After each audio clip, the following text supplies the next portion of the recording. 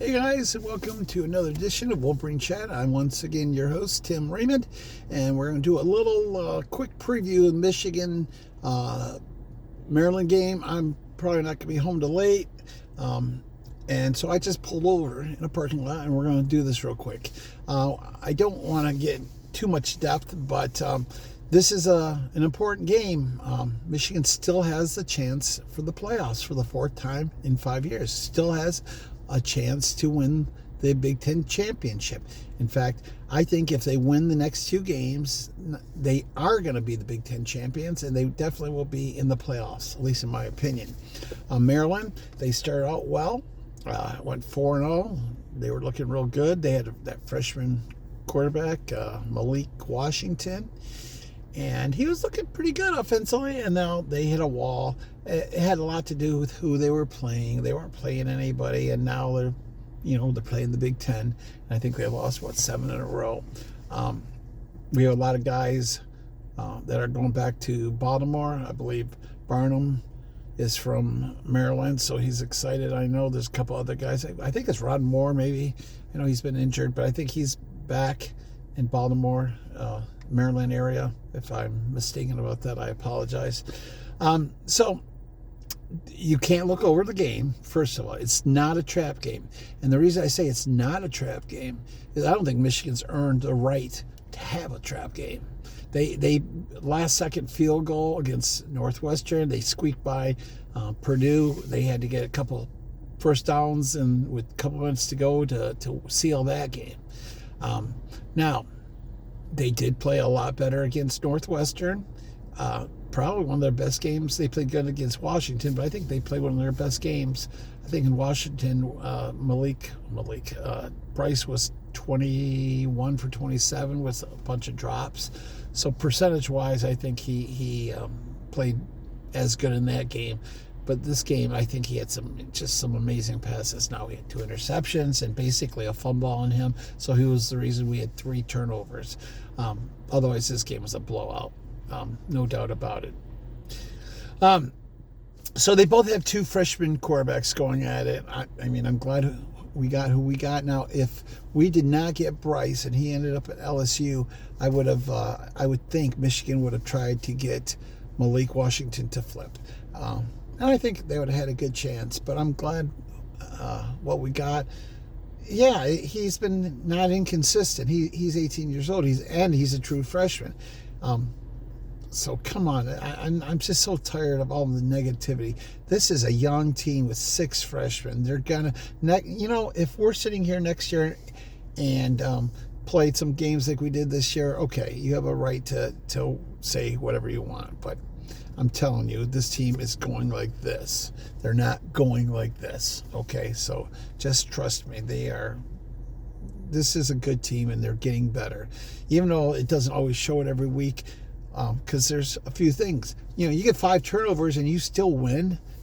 That tells you a little bit about the team. Now, the team they played, yes, they're not world beaters, but they're okay. They're not bad, okay? They're still, they are not bad. They're still playing for a possible bowl game.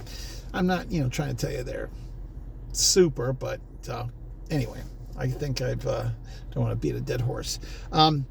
Last year, game before Ohio State, they put it on Northwestern 54-6 or something like that. That was good. That was fun. But it's a different team. This is a passing team. I mean, you talk about, we're a running team. That team could not pass. Do you remember watching those games? They were hard to watch offensively. I mean, I'm like, just try a 5-yard pass, and every once in a while they throw it out, and it rarely worked. So, I mean, in the Alabama game or Ohio State game, he had a couple good passes. My brain is not even working who our quarterback was last year. The final, we've had so many of them. But this is a team that can pass. They're at least average. They're a lot better than they were last year, and they're getting better. And we know he can pass. We know he's got an arm. And now we got Marsh, who is turning into the number 1 receiver. But don't forget about Donovan McCulley. And McCulley, he is our kind of Marsh has become the outside toward the edges, and Donovan's getting the passes, in the middle. But Marsh is just really turning it on. And I think who's going to be the surprise? Not the surprise, but I think McCulley is going to have a big game. I think everybody's going to be Maryland's going to be looking at Marsh and covering him, and I think they're going to leave Donovan McCulley, and I think McCulley's going to have a big, big game.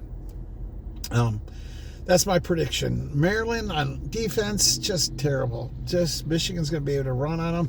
Problem is, we know we don't have Justice Haynes, which that's terrible. 7 games, he's like, everybody's talking about him as Heisman, and now he's gone. And I don't even know. I think he's probably going to go on to the NFL, so we probably had him for 7 games, and that's it. But I like the guy, and I'm in the 7 games, I really grew to love him. Jordan Marshall, still iffy. I personally don't think he's going to play. I think he's going to dress kind of like Blake Corum did for Ohio State. I think he'll be back for Ohio State, but I do not think that he's going to be back for Northwestern. And it's not because we don't need him. I think we're going to need him. But we'll see. We'll see. We're fine that way. I think they're a little bit better in the pass defense. They got a couple good young in the secretary, a couple cornerbacks, and that one safety, I can't remember his name, playing well. They're young too. They're about the second youngest team. But I think Michigan's going to pass well, and I think they're going to open it up. Game against Ohio State, I really do. And then offensively, they're not much. I mean, they're better offensively, and Malik can pass. He won't be able to rush. He just can't. They're not going to be able to rush, so they're going to open it up too. So you got to be careful and watch out for that. I think we're going to get a couple sacks. We haven't got a couple sacks. We didn't get, I don't think, any sacks against Northwestern. We got some pressures. Barnum hasn't had a sack against who they play after Central Michigan. I can't remember, but I know he got thrown out for up to the head, missed a half a game in I think it was the CMU game. I might be wrong, but he's had a good season. He's just not wrapping the guys up, and I love the guy. I really think he's got the ability to become just really dominant. So score-wise, okay, player of the game, I'm picking on offense. I'm going to pick Donovan McCulley. I think Bryce is going to have a good game, but I think Donovan's going to really be the guy. Defensively, I'm going to take Barnum. I know I've talked a lot about him. I think he's going to get a couple sacks. I just see him having a game changer, some big play, whether it's an interception, a fumble pickup, something. He's going to force a fumble on the quarterback on Washington, something. But we got to get pressure on Barnum or on Washington. You look at the stats. When he has a pocket, it's kind of like, who's that sound like? Jared Goff? If he's got a pocket, the guy can be deadly. If he's got pressure and he's running around, he's a freshman, he's still making mistakes, we're going to be in control. If we can get some pressure on him, get that running game going, I think we could win fairly big, but that's not a guarantee. I think the over-under is 45. I'm going over 45. I think Michigan's going to score quite a bit. Score, I'm picking Michigan, and I'm going to pick 38-14.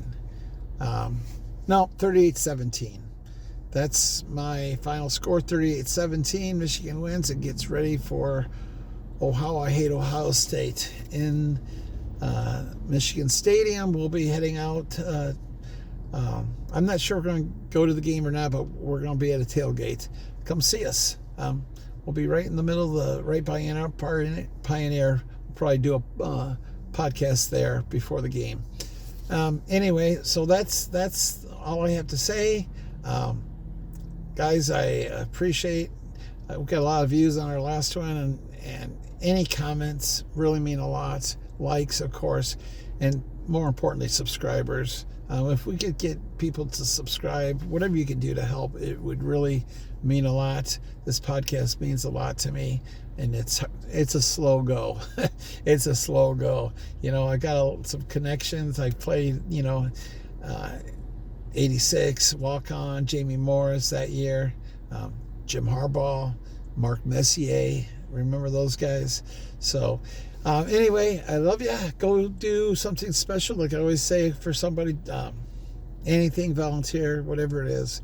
But people need to be good to people in this world. So God bless. Love you. See you later.